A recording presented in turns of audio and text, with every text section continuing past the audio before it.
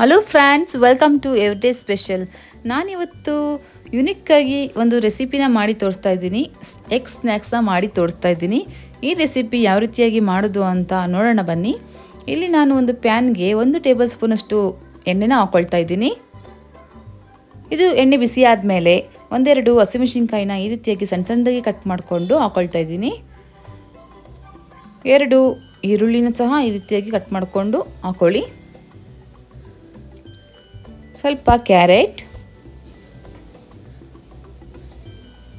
ರುಚಿಗೆ ತಕ್ಕಷ್ಟು ಉಪ್ಪನ್ನ ಹಾಕಿ 1-2 ನಿಮಿಷ ಚೆನ್ನಾಗಿ ಫ್ರೈ ಮಾಡ್ಕೊಳ್ಳಿ.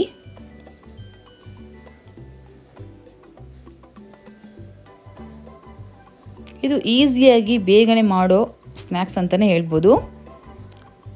ಈವ್ನಿಂಗ್ ಟೈಮಲ್ಲಿ ಮಕ್ಕಳಿಗೆ ಈಸಿಯಾಗಿ ಮಾಡಿಕೊಡ್ಬೋದು.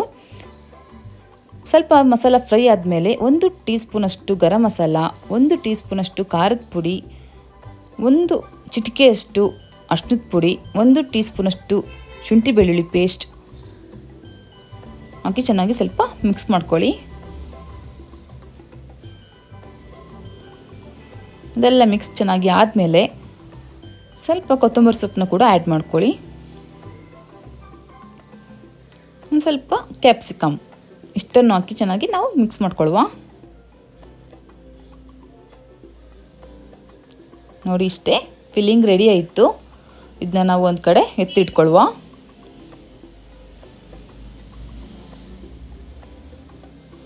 ಇವಾಗ ನಾವು ಬ್ಯಾಟರ್ಗೆ ರೆಡಿ ಮಾಡ್ಕೊಳ್ಳುವ.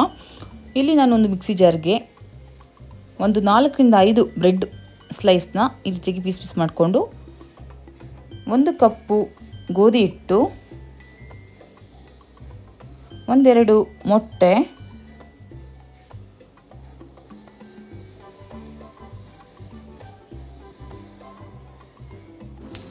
1 ಕಪ್ಪಷ್ಟು ಹಾಲನ್ನ ಕೂಡ ಹಾಕೊಳ್ಳುವ. ರುಚಿಗೆ ತಕ್ಕಷ್ಟು ಉಪ್ಪು, 1/2 ಟೀ ಸ್ಪೂನಷ್ಟು ಗರಂ ಮಸಾಲ ಇಷ್ಟನ್ನು ಹಾಕಿ ನಾವು ಬ್ಲೆಂಡ್ ಮಾಡ್ಕೊಂಡು ಬರುವ.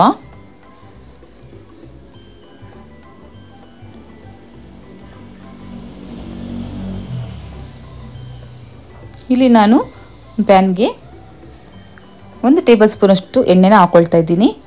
ಎಣ್ಣೆ ಬಿಸಿ ಆದಮೇಲೆ ನಾವು ಏನು ಬ್ಲೆಂಡ್ ಮಾಡಿದ್ವಿ ಬ್ಯಾಟರ್ ಏನಿದೆ ಅದು ಅರ್ಧದಷ್ಟು ಈ ಪ್ಯಾನ್ಗೆ ಹಾಕ್ಕೊಳ್ಳುವ.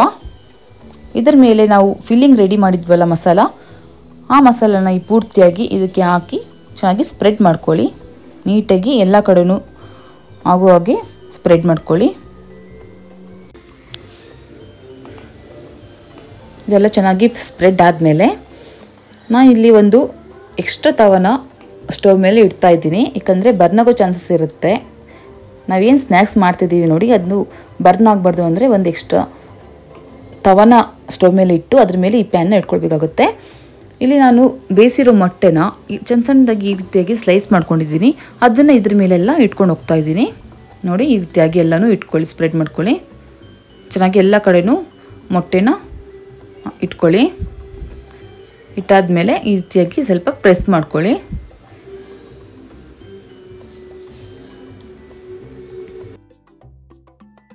ಒಂದು 2 ಟೀ ಸ್ಪೂನಷ್ಟು ಟೊಮೊಟೊ ಸಾಸ್ನ ಹಾಕ್ಕೊಳ್ತಾ ಇದ್ದೀನಿ. ನಂತರ ಉಳಿದಿರೋ ಬ್ಯಾಟರ್ ಏನಿದೆ ಈ ರೀತಿಯಾಗಿ ಎಲ್ಲ ಕಡೆನೂ ಸ್ಪ್ರೆಡ್ ಮಾಡ್ಕೊಳ್ಳಿ, ಹಾಕ್ಕೊಳ್ಳಿ, ಫಿಲ್ ಮಾಡಿ ಕ್ಲೀನಾಗಿ ಎಲ್ಲ ಕಡೆನೂ ಫಿಲ್ ಮಾಡ್ಕೊಳ್ಳಿ. ಒಂದು 10 ನಿಮಿಷ ಮುಚ್ಚಿಡಿ. ಈಗ 10 ನಿಮಿಷ ಆಯಿತು. ಇದು ಚೆನ್ನಾಗಿ ಒಂದು ಕಡೆ ಬೆಂದಿರುತ್ತೆ, ಫ್ರೈ ಆಗಿರುತ್ತೆ. ಈಗ ಇನ್ನೊಂದು ಕಡೆನೂ ಮೇಲ್ಗಡೆ ಸೈಡ್ ಏನಿದೆ ಇದನ್ನು ಫ್ರೈ ಆಗಬೇಕಂದ್ರೆ ಒಂದು ಪ್ಲೇಟ್ನ ಸಹಾಯದಿಂದ ನಾವು ಈ ರೀತಿಯಾಗಿ ತಗೊಳ್ಬೇಕಾಗತ್ತೆ. ನೋಡಿ, ಒಂದು ಕಡೆ ಚೆನ್ನಾಗಿ ಫ್ರೈ ಆಗಿದೆ, ಇನ್ನೊಂದು ಕಡೆನೂ ಚೆನ್ನಾಗಿ ಫ್ರೈ ಆಗಬೇಕಂದ್ರೆ ಈ ಪ್ಯಾನ್ಗೆ ನಾವು ಇಲ್ಲಿ 1 ಟೀ ಸ್ಪೂನಷ್ಟು ಎಣ್ಣೆನ ಹಾಕ್ಕೊಂಡು ನೋಡಿ ಕ್ಲೀನಾಗಿ ನೀಟಾಗಿ ಹಾಕ್ಕೊಂಡು ಒಂದು 5 ನಿಮಿಷ ಫ್ರೈ ಮಾಡ್ಕೊಳ್ಳಿ. ಆಗ 2 ಕಡೆನೂ ಚೆನ್ನಾಗಿ ಫ್ರೈ ಆಗಿರುತ್ತೆ. ನೋಡಿ, 5 ನಿಮಿಷ ಆಯಿತು. ನೋಡಿ, ಈ ಕಡೆನೂ ಚೆನ್ನಾಗಿ ಫ್ರೈ ಆಯಿತು. ಈಗ ಎಗ್ ಸ್ನ್ಯಾಕ್ಸ್ ರೆಡಿ ಆಗಿದೆ. ಎಷ್ಟು ಚೆನ್ನಾಗಿ ಬಂದಿದೆ ಅಲ್ಲ ನೋಡಲಿಕ್ಕೆ. ತಿನ್ನಲಿಕ್ಕೂ ಕೂಡ ಚೆನ್ನಾಗಿ ಅಷ್ಟೇ ಟೇಸ್ಟ್ ಕೂಡ ಇರುತ್ತೆ. ಸೇಮ್ ಪಫ್ ತಿಂದಂಗೆ ಆಗುತ್ತೆ. ಎಗ್ ಪಫ್ ಎಲ್ಲ ತಿಂದಿರ್ತೀರಲ್ಲ ನೀವು, ವೆಜ್ ಪಫ್ ಆಗಲಿ ಎಗ್ ಪಫ್ ಆಗಲಿ ಅದೇ ಟೇಸ್ಟ್ ಕೂಡ ಅದೇ ಟೇಸ್ಟ್ ಇರುತ್ತೆ ಇದು ನೋಡಿ. ಎಷ್ಟು ಈಸಿಯಾಗಿ ನಾವು ಬೇಗನೆ ಈ ಸ್ನ್ಯಾಕ್ಸ್ನ ಮಾಡಿದ್ವಲ್ಲ. ಇದು ಈವ್ನಿಂಗ್ ಟೈಮಲ್ಲಿ ಈ ಸ್ನ್ಯಾಕ್ಸ್ನ ಮಾಡಿ ತಿಂದರೆ ತುಂಬಾ ಚೆನ್ನಾಗಿರುತ್ತೆ. ಈ ರೆಸಿಪಿ ನಿಮಗೆ ಇಷ್ಟ ಆಗಿದ್ದರೆ ಒಂದು ಲೈಕ್ ಮತ್ತು ಒಂದು ಶೇರ್ ಮಾಡಿ. ಇದೇ ರೀತಿಯಾಗಿ ನಿಮಗೆ ಯುನಿಕ್ ಆಗಿರೋ ರೆಸಿಪಿನ ನೋಡಬೇಕು ಅಂದರೆ ನನ್ನ ಚಾನಲ್ಗೆ ಸಬ್ಸ್ಕ್ರೈಬ್ ಮಾಡೋದನ್ನ ಮರಿಬೇಡಿ. Thank you.